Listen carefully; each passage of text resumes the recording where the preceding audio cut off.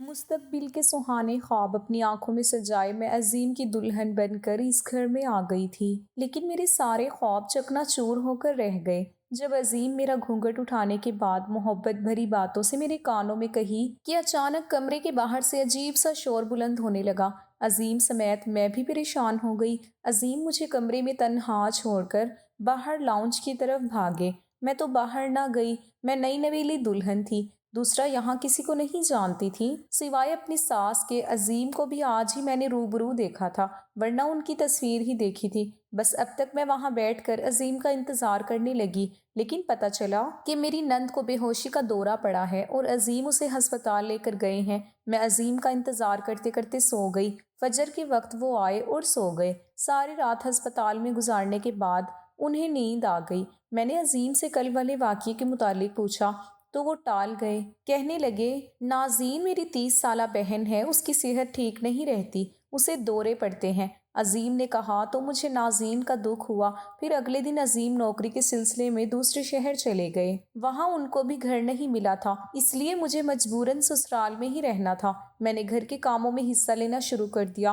ارے بھابھی، آپ کیوں کام کرتی ہیں؟ میں کر دوں گی آپ کے حصے کا۔ مجھے کچن میں برتن دھوتے ہوئے میری نند نورین نے دیکھا تو بولی، نورین مجھ سے 8 سال بڑی تھی، آپ کام کریں گی لیکن آپ تو بیمار ہیں۔ میں نے نند سے کہا تو اسے غصہ آ گیا۔ آپی کس کو کہا تم نے؟ میں آپی لگتی ہوں تمہیں؟ تم مجھے یہ جتانا چاہ رہی ہو کہ میں عمر میں تم سے بڑی ہوں؟ نورین بچوں کی طرح رونے لگی تو میں پریشان ہو گئی۔ میری عمر 22 سال تھی اور نورین کی 30 سال۔ عمر کا فرق تو تھا، اس لیے میں نے آپی کہا تو وہ غلط سمجھی۔ آپ ناراض نہ ہوں، میں نے تو ایسے ہی کہہ دیا، آپ کو برا لگا تو آئندہ نہیں کہوں گی، میں نے بات کو سنبھالتے ہوئے کہا۔ اچھا، پھر آج سے ہم دونوں دوست ہیں۔ وہ ایک دم خوش ہو گئے۔ پھر نورین میری دوست بن گئی، میرے سامنے ایسی حرکت کرتی جیسے مجھ سے چھوٹی ہو۔ مجھے سمجھ آ گئی کہ نورین کی عمر تو زیادہ تھی مگر اس کا ذہن لڑکپن سے آگے نہیں بڑھ سکا۔ اس کی کیا وجہ تھی مجھے سمجھ نہیں آ رہا تھا، شاید یہ انسانی نفسیات کا مسئلہ تھا۔ پھر ہفتے کے آخر میں عظیم آ گئے۔ اتوار کی چھٹی پر میں انہیں دیکھ کر کھل اٹھی۔ میں خوب تیار ہوئی اور گھر کے کسی کام کو ہاتھ نہیں لگایا۔ عظیم نے بتایا کہ وہ صرف ایک دن کے لیے آئے ہیں۔ آج ہفتہ تھا اور کل اتوار۔ اتوار کی شام کو عظیم نے واپس جانا تھا۔ عظیم شام سے لے کر رات کے کھانے تک لاؤنج میں اپنی ماں کے ساتھ بیٹھے رہے، چائے بھی وہاں پی اور پھر رات کا کھانا سب نے مل کر کھایا۔ میں کھانے کے بعد کمرے میں آ گئی اور عظیم کا انتظار کرنے لگی۔ عظیم کھانے کے بعد چہل قدمی پر چلے گئے، پھر آدھے گھنٹے بعد واپس آئے اور میرے کمرے میں آئے۔ میں نے انہیں دیکھ کر نگاہیں جھکا لی۔ وہ میرے قریب آ کر بیٹھ گئے اور مجھ سے باتیں کرنے لگے، میرے حسن کی تعریف کرنے لگے۔ جانتی ہو مہروں، جب میں نے تمہیں پہلی مرتبہ دیکھا تھا تو مجھے تم سے پہلی نظر میں ہی محبت ہو گئی تھی۔ عظیم نے میرے ہاتھوں میں لال رنگ کی چوڑیاں پہناتے ہوئے کہا جو وہ میرے لیے لائے تھے۔ آج میں بہت خوش ہوئی۔ ہم باتیں کر رہے تھے کہ پھر سے باہر سے ویسا ہی شور بلند ہوا۔ اس بار عظیم کے پیچھے میں بھی باہر بھاگی کیونکہ اب میری جھجک ختم ہو گئی تھی۔ گھر والوں کے ساتھ ہفتہ گزارنے کے بعد میں نے دیکھا سب نورین کے کمرے کے گرد جمع ہیں۔ ہم اندر داخل ہوئے تو نورین بے ہوش پڑی تھی نیچے فرش پر۔ عظیم نے اسے اٹھایا اور فوراً ڈاکٹر کے پاس لے گئی۔ میں نورین کے لیے پریشان بھی تھی اور عظیم کے اس طرح جانے سے اداس بھی، مگر پھر بھی نورین کے لیے دعا کرنے لگی کیونکہ اس ہفتے میں اس نے میرا بہت خیال رکھا تھا۔ میری باقی جیٹھانی اور دیورانی کے مقابلے میں وہ ہر کام میں میرا ہاتھ بٹاتی تھی۔ اس بار عظیم پہلے سے جلد واپس آ گئے لیکن وہ نورین کے سرہانے ہی بیٹھے رہے، پھر صبح کی نماز پڑھ کر سو گئے۔ میں اداس ہو گئی تھی۔ عظیم دوپہر میں جاگے اور پھر بولے کہ اب ان کے جانے کا وقت ہو گیا ہے، انہیں جانا ہے۔ یہ کہہ کر وہ پھر سے دوسرے شہر چلے گئے، یعنی پھر سے ایک ہفتہ مجھے عظیم کے بغیر رہنا تھا۔ یہ سوچ کر ہی مجھے رونا آ رہا تھا۔ پھر سارا ہفتہ ایسے ہی گزر گیا۔ اس سارے عرصے میں نند کو دورہ نہیں پڑا۔ اب مجھے کچھ عجیب سا محسوس ہونے لگا تھا۔ میری ساس کا رویہ نورین کے ساتھ ایسا تھا جیسے نورین ان کے لیے کوئی اجنبی ہو۔ جب سے میں آئی تھی میں نے اپنی ساس اور نورین کو بات کرتے نہیں دیکھا تھا، یہاں تک کہ جب نورین بے ہوش ہوئی تو ساس اس کے قریب بھی نہیں آئی۔ میری دیورانی اور جیٹھانی بھی نورین سے بات نہیں کرتی تھی، جیسے سب اس سے نفرت کرتے ہوں۔ نورین بھی صرف میرے ساتھ ہی اچھی تھی اور گھر میں کسی سے بات نہیں کرتی۔ صرف عظیم اس کے لیے فکر مند ہوتے۔ اگلے ہفتے عظیم پھر آ گئے اور وہی ہوا جو پہلے ہوا تھا۔ جیسے ہی کمرہ بند کیا تو نورین بے ہوش ہو گئی۔ اب تو مجھے دال میں کچھ کالا لگنے لگا تھا۔ مجھے محسوس ہوا کہ نورین جان بوجھ کر ایسا کرتی ہے، مگر کیوں؟ اب مجھے اس کیوں کا جواب تلاش کرنا تھا۔ میں نے ایک ترکیب سوچی۔ صبح چلے گئے تو میں نے ان کے جانے کی خبر کسی کو نہیں دی۔ گھر والوں سے کہہ دیا کہ عظیم سو رہے ہیں، ان کی طبیعت ٹھیک نہیں ہے۔ یہ سن کر میں نے دیکھا کہ نورین کسی گہری سوچ میں چلی گئی۔ پھر شام کو نورین اداس بیٹھی رہی، بار بار میرے کمرے کے سامنے بہانے چکر لگانے لگی۔ بھابھی عظیم جاگ گئے؟ نورین نے پوچھا تو مجھے عجیب لگا۔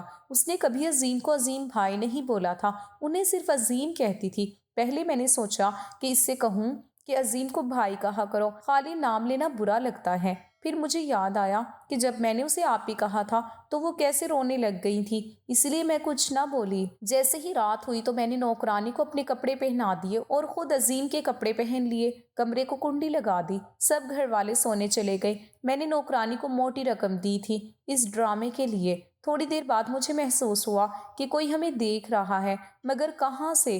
مجھے محسوس ہوا کہ کمرے کی دیوار جو کہ نورین کے کمرے کی دیوار سے ملی ہوئی تھی، وہاں کوئی پینٹنگ لگی ہوئی تھی۔ مجھے محسوس ہوا کہ اس پینٹنگ میں کوئی حرکت ہوئی ہے، مجھے سمجھ نہیں آئی۔ ایسا لگا وہاں کوئی چھپکلی تھی۔ میرے ذہن میں دھماکہ ہوا۔ میں فوراً نورین کے کمرے کی جانب بھاگی۔ میں نے نورین کو ہاتھ سے کھینچ کر اس کے کمرے سے باہر نکالا، اس کے کمرے کی تلاشی لینے لگی۔ نورین برے طریقے سے دروازہ پیٹنے لگی، مگر میں نے نورین کی ایک بات نہ سنی۔ کمرے میں مجھے کچھ نہیں ملا، لیکن جیسے ہی میں نے غسل خانے کا دروازہ کھولا تو میری جان نکل گئی، کیونکہ وہاں اسے پینٹنگ کی پشت دکھائی جو میرے کمرے کی دیوار میں آویزاں تھیں۔ میں نے پینٹنگ کی پشت کو سرکایا تو مجھے وہاں سے میرا کمرہ واضح طور پر نظر آنے لگا۔ میرا غصے سے برا حال ہو گیا، یعنی نورین مجھے اور عظیم کو چھپ چھپ کر یہاں سے دیکھتی تھی۔ میں نے دروازہ کھول دیا اور نورین کو ایک زوردار تھپڑ مارا۔ شرم آنی چاہیے تمہیں، اپنے بھائی اور بھابھی کے کمرے میں اس طرح چوری چھپ کے جھانکتے ہوئے۔ میں نے غصے سے کہا، بھابھی میری بات سنیں پلیز، ایک منٹ۔ نورین نے مجھے اپنے کمرے کے اندر کیا اور کنڈی لگا دی۔ میں ابھی عظیم کو فون کر کے سب بتاتی ہوں۔ میں نے فوراً عظیم کا نمبر ملانا شروع کیا تو نورین نے میرے ہاتھ سے فون چھین لیا۔ تم پہلے میری بات سن لو، عظیم سے کچھ مت کہنا ورنہ وہ مجھے گھر سے نکال دیں گے۔ نورین رونے لگی۔ اچھا ہے کہ تمہیں گھر سے نکال دے، تم اسی لائق ہو، شرم آنی چاہیے تمہیں۔ میں نے غصے سے کہا۔ میرا دماغ پھٹنے کو آ رہا تھا، کوئی اتنی گری ہوئی حرکت کیسے کر سکتے ہیں؟ میں ابھی جا کر تمہاری ماں کو سب کچھ بتاتی ہوں، میں کہتی ہوئی کمرے سے نکل آئی۔ نورین میرے پیچھے لگ گئی، مجھے روکنے کی کوشش کرنے لگی، مگر میرا غصے سے برا حال تھا۔ میں اپنی ساس کو ان کی بیٹی کی اصلیت بتانا چاہتی تھی۔ میں نے ساس کے کمرے کا دروازہ کھولا تو وہ رات کے اذکار ختم کر کے سونے کی تیاری میں تھی۔ اماں جانتی ہیں آپ کی بیٹی نے کتنی گری ہوئی حرکت کی ہے؟ میں نے کمرے کے اندر داخل ہوتے ہوئے ساس سے کہا۔ کیا کیا ہے اس نے؟ میری ساس نے نورین کی طرف دیکھتے ہوئے کہا۔ نورین نے سر جھکا لیا۔ اماں، یہ غسل خانے سے میرے اور عظیم کے کمرے میں جھانکتی ہے۔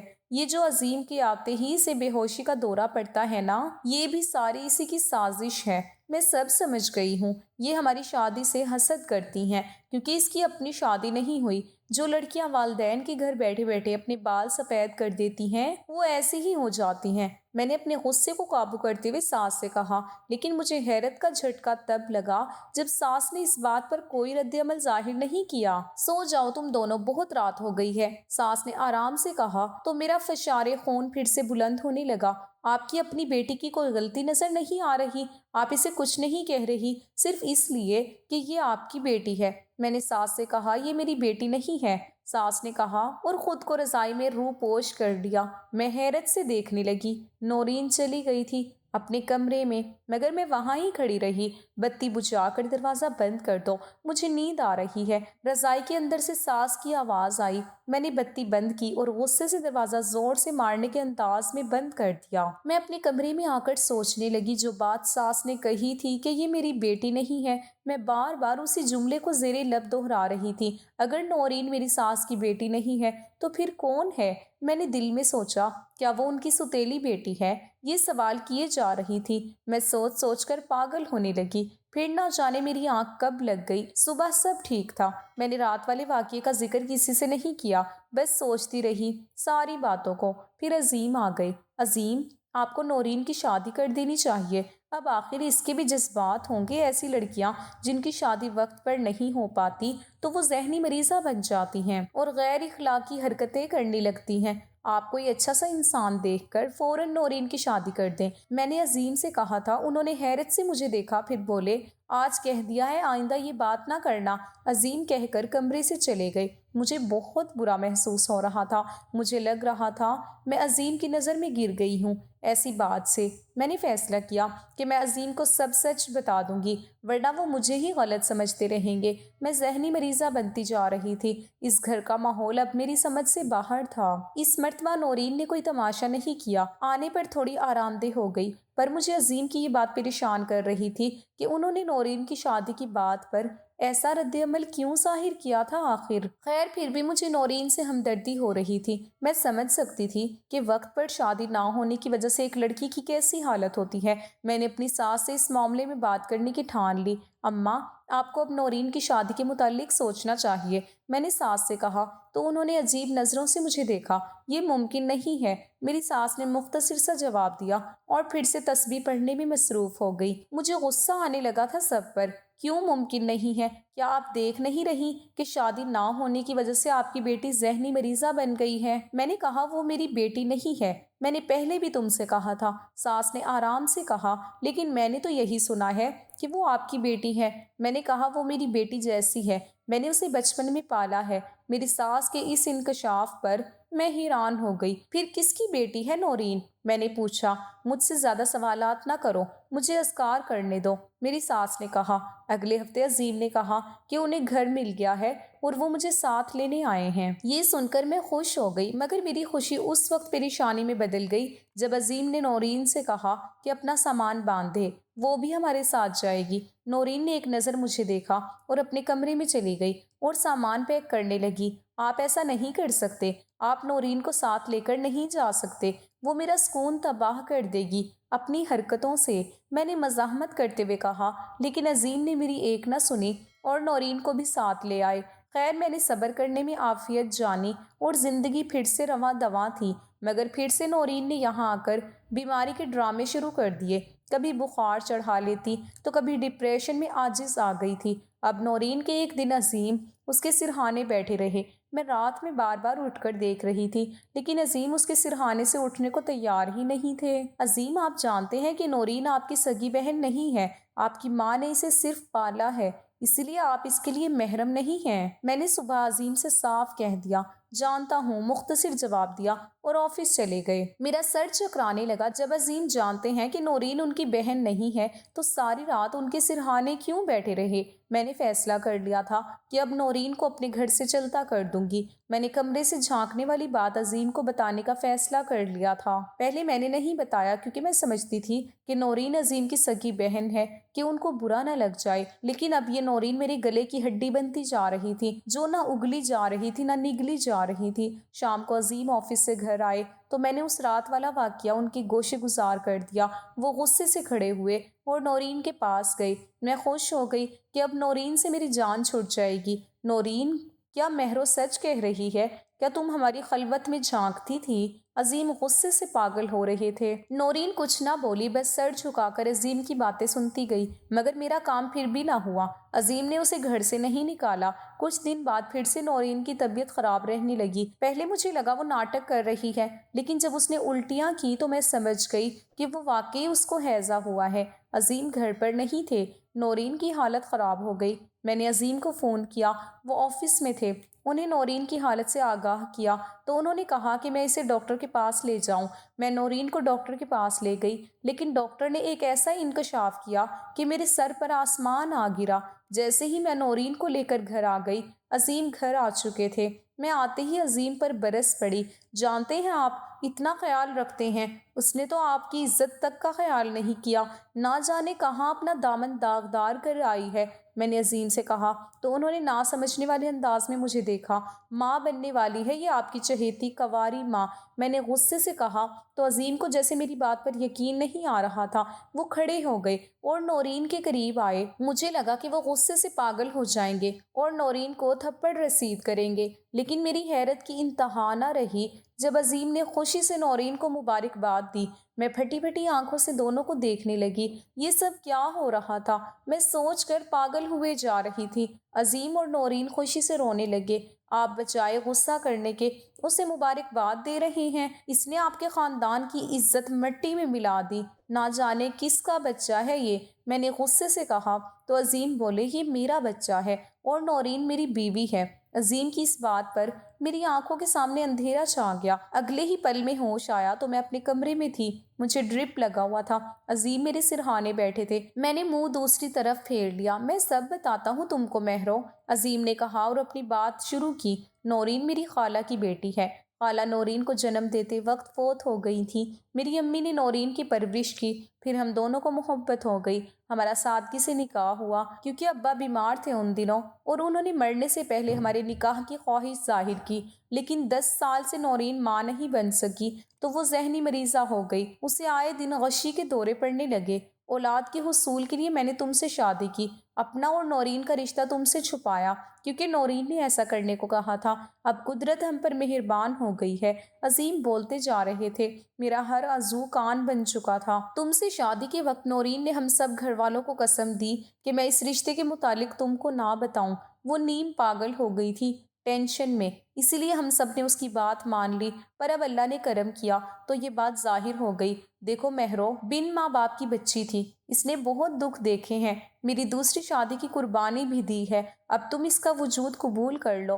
مہرو، نورین بری نہیں ہے، اس نے اب تک تمہارا کتنا خیال رکھا ہے، تم بھی انسانیت دکھا کر اسے قبول کر لو۔ عظیم نے آرام سے سمجھایا۔ پھر نورین بھی آ گئی۔ مہرو، صرف میں ہی نہیں، تم بھی ماں بننے والی ہو۔ میں تو بانجھ تھی 10 سال سے، لیکن اللہ مہربان ہو گیا، پر تم کو بھی یہ نعمت ملنے والی ہے۔ اب نورین نے کہا تو میرا دل اسی وقت نرم ہو گیا۔ میں نے نورین کو قبول کر لیا اور اسی کو اللہ کی رضا سمجھا۔ سچ کہا تھا عظیم نے، نورین نے واقعی بہت دکھ دیکھے تھے اور آزمائشیں جھیلی تھی، لیکن اب غم کے کالے بادل چھٹ چکے تھے۔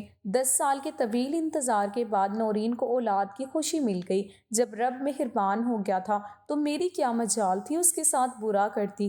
آج ہم اپنے بچوں سمیت اپنے گھر میں خوشگوار زندگی گزار رہے ہیں۔ اپنے شوہر کی ناجائز محبوبائیں برداشت کرنے سے بہتر ہے کہ عورتیں جائز بیوی کا وجود قبول کر لیں تو ایک بہترین اسلامی معاشرے کی بنیاد قائم ہو۔ آپ کو اگر یہ کہانی اچھی لگی ہے تو اس ویڈیو کو لائک کیجیے اور اس طرح کی مزید کہانیاں سننے کے لیے ہمارے چینل کو ضرور سبسکرائب کیجیے۔ کہانی سننے کا شکریہ۔ آپ سے ملاقات ہوگی اگلی ویڈیو میں، تب تک کے لیے اللہ حافظ۔